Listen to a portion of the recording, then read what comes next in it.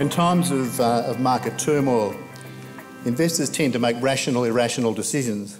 That is, intuitively rational, but factually irrational. Throughout the past 4 years, we've been continually advocating disciplined portfolio rebalancing and the underpinning of portfolio with strong cash flows. We've now got a bit of hindsight that we can look back and measure the facts. We've seen a vast number of investors abandon their strategies and adopt a so-called flight to quality by putting their money in interest-bearing cash deposits with a reluctance to invest in equity markets. So let's just have a look at the facts. If you look through the BRW Rich 200 list, you won't find a fixed interest investor. You'll find investors that are invested in equity and property. And whilst we do advocate diversification across investment classes, we do not support the abandonment of a strategic plan for the purpose of seeking safe havens in cash deposits. So let's just take a look at the comparison between the two.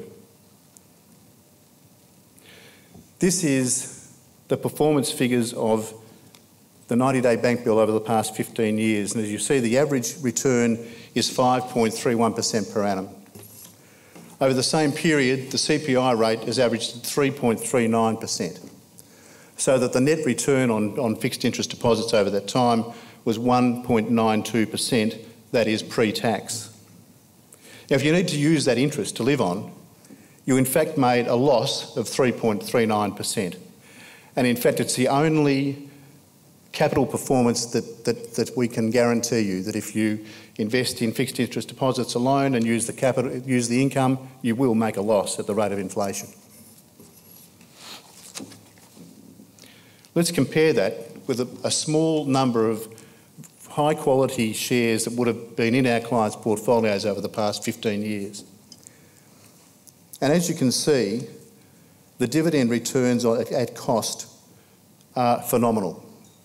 From a low of BHP, which is a mining stock, traditionally low of 8.4%, to a high of Woolworths, which effectively now provides a dividend income at the rate of 57.65% of its cost price 15 years ago. And that's the power, that's the income power of equity investing. And that's beside the capital gain that you'll see in the final column. Investors always concentrate on share price and forget about dividends. And dividends are powerful. In other words, applying long-term measures to short-term results. And I put it to you that equity investment is a powerful income investment, and short-term market price fluctuations really are relevant in the overall scheme of things. And the facts are that if you weren't invested in 2009, you missed a 34% market recovery, and just as importantly, the opportunity to buy quality assets cheap and extremely attractive income streams. Are we concerned about value recovery? Of course we are. Are we worried? Not in the least. Good evening, ladies and gentlemen. Thank you to Hewison for the opportunity to speak to you tonight. Yes, the name of my firm is very much in your face to those of the Black Swan Brigade. We've certainly had a lot of pessimism in the world over the last couple of years. What's interesting is that a lot of that pessimism came after the crash. And I thought it was time that someone threw a little bit of a more realistic view into the mix, and that's what I think I have to offer. Of course, not all will agree, but my job here tonight is to give you my view, and I hope it adds value to your own thoughts and your own perceptions of where markets are going. You know, over the last couple of years, we've had a non-stop run of negative media headlines, negative research, predominantly driven, by the way, out of US investment firms, US, the old investment banks. There aren't any anymore. But the whole context is being driven, if you like, I'm probably jumping in the deep end here a little bit. We have to remember where all this negative research and vibe is coming from, and it's coming from the epicenter of the GFC. As we know, the subprime crisis in the United States, was it really about housing, or was that just the last thinnest weakest link of the chain, if you like, of what was a period of incredibly high leveraged, very complicated, sophisticated financial product engineering and salesmanship. But what we did see was an awful lot of pain in the United States. And I also need to preempt this by mentioning to you that I'm not always bullish. In 2008, especially the latter part of 2008, people were annoyed with me for being too bearish. Now people are annoyed with me for being too bullish, which is a rather unique experience. I've also been in trouble with the former governor of the Reserve Bank, who shall remain nameless, who had a problem with my being bearish the Australian dollar when it fell to 48 cents. At the time, my then chief economist at BNP Paribas in London sent him a brief email explaining that they did, in fact, at the time, ridicule the BOJ, the Fed, the ECB, so why not the Reserve Bank? And he also mentioned in the byline that BNP Paribas was a bigger bank than the Reserve Bank anyway. These are all true things, but they also give an insight to the idea that bigger isn't better. And don't for a moment think that the biggest organisations in the world have a better handle on what's going on in the world than anyone else. In fact, one of the great things about modern financial markets, the stock market, is that it's a more level playing field than it's ever been before. But that's a function also across all industries around the world. It's a much more level playing field, thanks to good communication, the internet. Competitive price pressures are now a major force in the global economy, which they weren't before. And all these factors come together, if you like, to empower the individual or the small company. Now, I'll go into that in a little bit more detail in regards to Latin America, China, Asia. But certainly from an investment point of view, what we saw in the 2008 debacle going into 2009 was an awful lot of major firms lost an awful lot of money, including the money of people whose money they were managing. As a consequence of that, you have a very strong committee basis to fresh investment in these firms. From superannuation firms to major investment banks, major investment plays are only done by committee now. And why? Because that's how people keep their jobs. It wasn't me, it was the committee.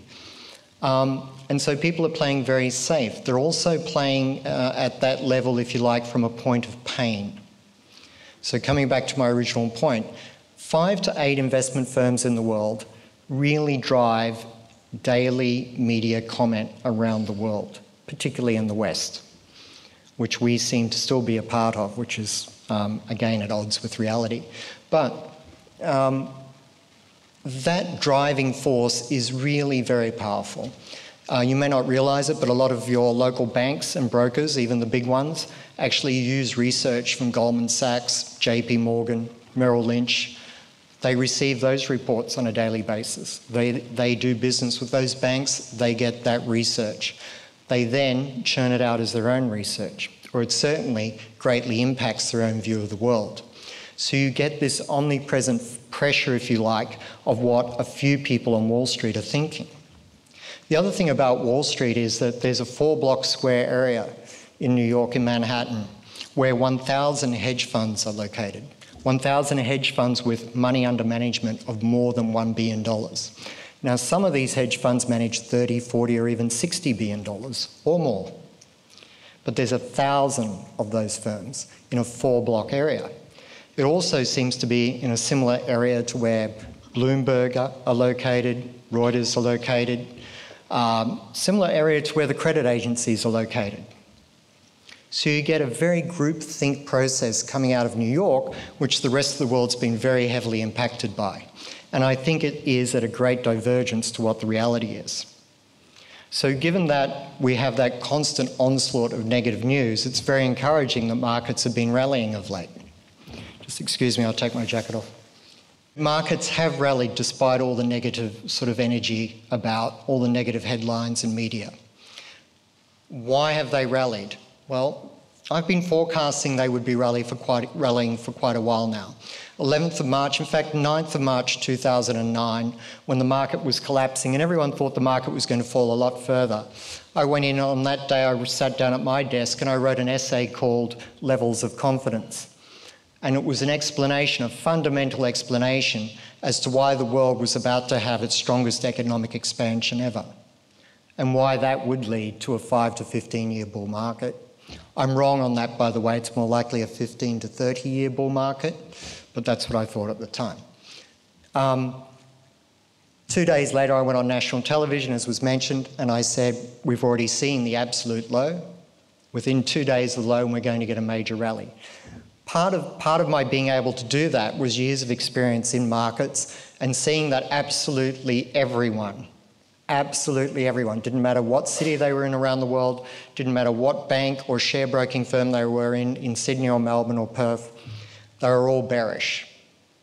All bearish. And when everyone's bearish, markets can only go one way, and that's up. Because what people don't realise is when everyone is sold, what do you have? You only have a sea of potential buyers. That's all you have. You don't have any more selling pressure. Okay? I think the world's still in that sort of situation. But okay, if I can just move back from market dynamics a bit to the fundamentals of the world at the moment, let's address Europe first. I called Europe a storm and a salad. I slightly understated the situation a bit. It has been a bit of a challenge and it has been a bit of a crisis. But I always said that there wouldn't be a contagion, that Europe would hold together and that the euro would be a strong currency. My current forecast for the euro is 1.52. Okay. Why be bullish Europe? Well, first of all, let's address the sovereign debt debacle. Do you know what the sovereign debt debacle was about, that everyone was panicking about? A funding crisis. That governments wouldn't be able to fund their debt or their daily operations. Do you know that not one bond issue in Europe over the last 2 years has been undersubscribed? Not one. There has never been a funding issue, let alone a funding crisis that we hear so much about. Funding crisis was always going to come. Every issue of paper in Europe by every state was oversubscribed. In fact, Spain and Greece are raising money at the moment near our cash rate. Okay? They've already recovered to that point. The world is awash with capital. Everyone has withdrawn from markets. We've seen people starting to get back into markets now, but they're being forced back in by the price rise, and it's a kind of panic. It isn't really by choice. But what we saw in Europe and the European sovereign debt issue was a major sovereign debt crisis to which the political powers responded. And we have to understand that the euro was formed through 30 years of hard diplomatic work.